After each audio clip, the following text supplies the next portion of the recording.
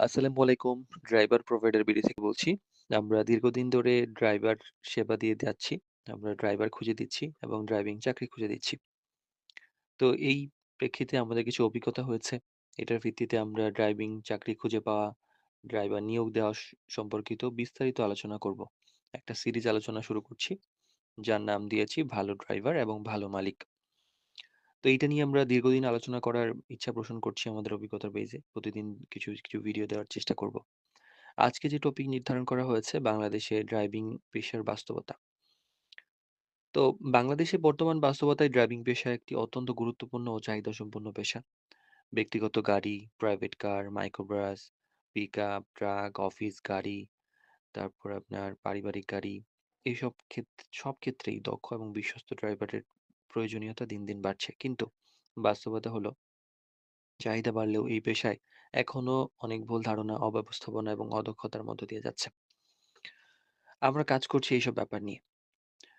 তো ড্রাইভিং পেশার চাহিদা বাস্তবেই কি বেশি? এই ব্যাপারে যদি আমরা বলি, ঢাকা শহর সহ দেশের বড়, বড় শহরগুলোতে প্রতিদিন নতুন, নতুন গাড়ি কিন্তু রাস্তায় নামছে। সেই তুলনায় প্রশিক্ষিত, ভদ্র, নিয়মকানুন জানা ড্রাইভারের সংখ্যা কম। ফলে ড্রাইভাররা খুব সহজেই চাকরি পায়। আবার কেউ আছে যে অদক্ষ বা অনিয়মকারী যারা আছে তারা বারবার চাকরি হারায়। তো পেশাটি এখনো অনেকের কাছে অবমূল্যায়িত হয়ে আছে। অনেকে মনে করেন ড্রাইভিং মানে শুধুমাত্র গাড়ি চালানো। কিন্তু বাস্তবে একজন ড্রাইভারকে গাড়ির যত্ন, ট্রাফিক আইন, সময় ব্যবস্থাপনা, মালিকের এবং পরিবারের নিরাপত্তা, আচরণ, দায়িত্ব ইত্যাদি সবকিছু সামলাতে হয়। এই পেশার গুরুত্ব অনেক হলেও সমাজে এখনো অনেক ক্ষেত্রে তার যথাযথ সম্মান নাই। ভালো ড্রাইভার এবং খাঁটি ড্রাইভারের মধ্যে কিছু পার্থক্য আছে। এর ড্রাইভিং পেশার বাংলাদেশের প্রেক্ষাপটে কিছু বাস্তবতা হলো, আইনের তো কিছু ব্যাপার আছে। পাশাপাশি লাইসেন্স ছাড়া ড্রাইভার, ভুয়া লাইসেন্স, ব্যবহারকারীর সংখ্যা এটা অনেক বেশি। অনেকের তো ডিউটি নিয়ম জানে না, ম্যানার্স বুঝে না। অনেকে আবার মালিকের সঙ্গে দুর্ব্যবহার করে। অন্যদিকে এমন অনেক ড্রাইভার আছেন যারা বছরের পর বছর, প্রায় সারা জীবন কোনো না কোনো জায়গায় সম্মান পাচ্ছেন, দীর্ঘদিন ধরে কাজ করছেন, ভালো বেতন পাচ্ছেন এবং পরিবার নিয়ে সুন্দর জীবনযাপন করছেন। পার্থক্যটা তৈরি করে দেয় আচরণ, দায়িত্ববোধ এবং পেশাদারিত্বে।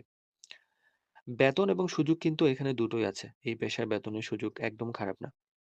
গাড়ির ধরন, ডিউটির ধরন, সময়, অভিজ্ঞতা, আচরণ ইত্যাদির উপর ভিত্তি করে ড্রাইভাররা সম্মানজনক আয় করতে পারেন। অনেক ক্ষেত্রে বোনাস, অতিরিক্ত সুবিধা এবং দীর্ঘমেয়াদী চাকরির নিশ্চয়তাও থাকে। অবশ্যই এক্ষেত্রে নিয়ম মেনে চলতে হয়। মিডিয়ার মাধ্যমে চাকরি কি নিরাপদ কিনা?